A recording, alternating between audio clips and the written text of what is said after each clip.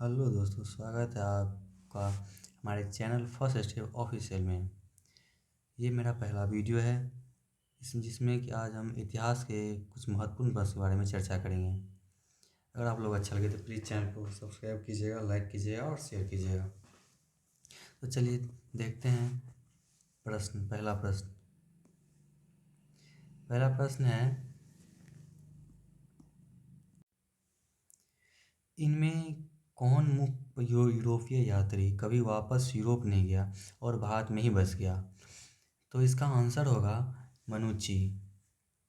क्या होगा? मनुची।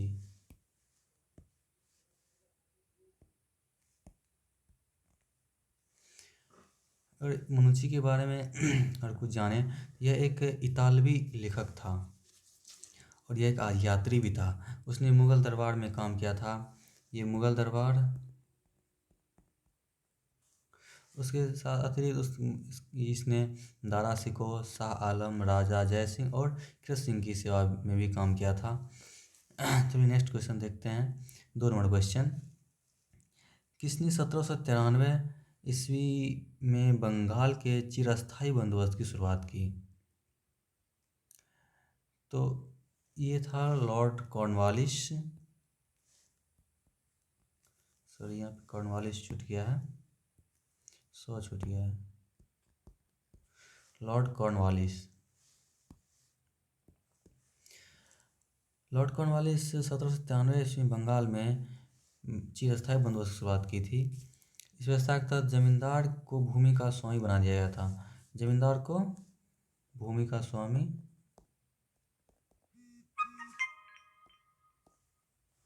और लगान नहीं देने पे भूमि को जब्त कर लिया जाता था। यह ब्रिटिश भारत के लगभग 19% भूभाग पे लगा हुआ था। चलिए नेक्स्ट क्वेश्चन देखते हैं। 19वीं सदी में भारत में चाय उगाना किसने संभव बनाया? 19वीं सदी में भारत में चाय उगाना किसने संभव बनाया? ये था रॉबर्ट फॉर्च्यून।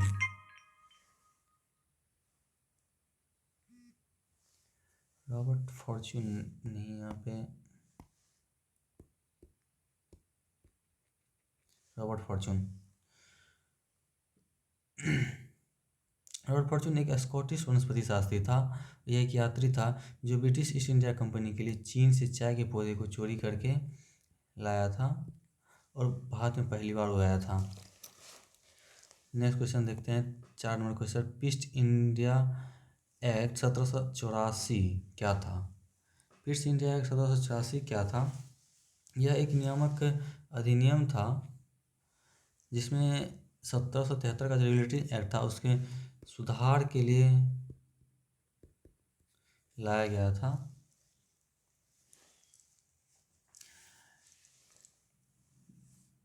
और इसमें अंग्रेज के हित के लिए ब्रिटिश संसद ने इसे पास किया था। और इस अधिनियम द्वारा बोर्ड ऑफ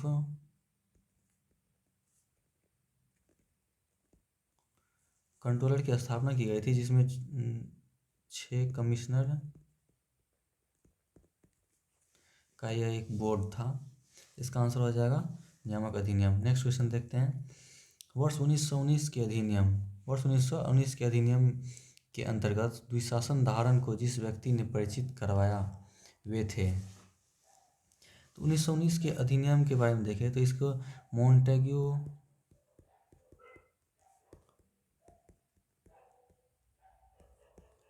चेम्सफोर्ड अधिनियम भी कहा जाता है। क्या?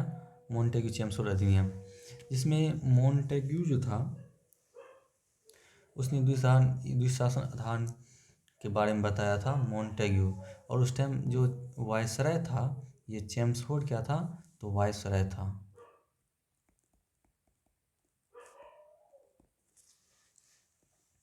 क्या था? वायसराय था।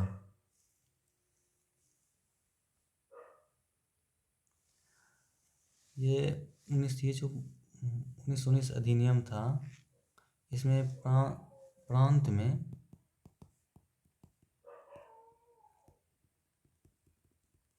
द्वैत शासन की व्यवस्था की गई, जो कि 1935 के अधिनियम के द्वारा 1935 के अधिनियम द्वारा उसे हटा करके केंद्र में 1935 के अधिनियम के द्वारा द्वैत शासन लगाया गया था केंद्र में। चलिए नेक्स्ट क्वेश्चन देखते हैं। लॉर्ड कॉर्नवालिस का कब्र कहाँ है? लॉर्ड कॉर्नवालिस का कब्र के बारे में देखें तो इसका कब्र गाजीपुर में है। लॉर्ड कॉर्नवालिस 1786 में बंगाल का गवर्नर जनरल बनाया गया था। इसे भारतीय सिविल सेवा का भी जनक कहा जाता है। भारतीय सिविल सेवा का जनक भी कहा जाता है। इसने बंगाल में अस्थायी बंदोबस्त की शुरुआत की थी, जिसकी मृत्यु 5 अक्टूबर 1805 में हुआ था और इसे दफनाया गया था गाजीपुर में। चलिए नेक्स्ट क्वेश्चन देखते थे। 7वां क्वेश्चन है कि इस वर्ष बंगाल में दासों के निर्यात को रोक दिया गया। किस वर्ष बंगाल में दासों के निर्यात को रोक दिया गया? 1789 में जो था वो बंगाल से दासों के निर्यात पर रोक लगा दिया गया था और आगे जाकर के 1860 ईस्वी में भारतीय दंड संहिता के तहत दासता को पूरी तरह अपराध घोषित कर दिया गया और इसको ख़त्म कर दिया गया। नेक्स्ट क्वेश्चन देखते हैं। जिस चार्टर एक्ट में चीन के साथ ईस्ट इंडिया कंपनी का व्यापार एकाधिकार समाप्त हुआ? यह 1833 का चार्टर एक्ट था, जिसमें चीन के साथ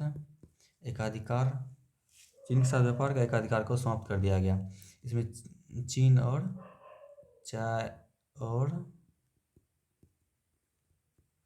के साथ व्यापार के एकाधिकार को समाप्त कर दिया गया।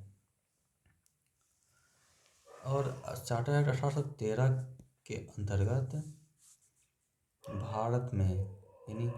भारत के साथ ईस्ट इंडिया कंपनी का व्यापार एकाधिकार को समाप्त कर दिया गया था। नेक्स्ट क्वेश्चन देखते हैं। कौन सी घटना कर्जन के समय में नहीं हुआ? तो अगर कर्जन के कार्यकाल की बारे में देखें तो ये 1899 से 1905 तक वैसे रहा था। और घटना के बारे में देखें तो ये भारतीय राष्ट्रीय कांग्रेस की स्थापना थी वो 1885 में हुई थी। बंगाल विभाजन 1905 में और प्रताप विभाग का स्थापना 1904 में और द्वितीय दिल्ली दरबार 1903 में हुआ था। ये 1899 और 1905 के बीच में ये तीनों हुआ था और ये 1885 में जो भारतीय राष्ट्रीय कांग्रेस की स्थापना ये इस काल में नहीं हुआ था, ये डफरिन के समय हुआ था। इसलिए कहा जाता है कि कांग्रेस डफरिन के दिमाग की उपज है और ये क्वेश्चन पूछा जाता है कि कांग्रेस किसके दिमाग की उपज है। चलिए नेक्स्ट क्वेश्चन देखते हैं। और यहाँ पे और अगर चर्चा करें, ये पहला दिल्ली दरबार 1878 में लिट्टन के समय हुआ था और तृतीय दिल्ली दरबार 1911 ईस्वी में हुआ था। भारत आने वाले पहला अंग्रेज जहाज कौन था? भारत आने वाला पहला अंग्रेज जहाज रेड ड्रैगन था। इसमें 1608 ईस्वी में हॉकिंस ने हेक्टर नामक जहाज से भारत आया था। 1608 ईस्वी में हॉकिंस हेक्टर नामक जहाज से भारत आया था और वह जहाज का कमांडर था। इस यात्री में डेविड मिडल्टन के नेतृत्व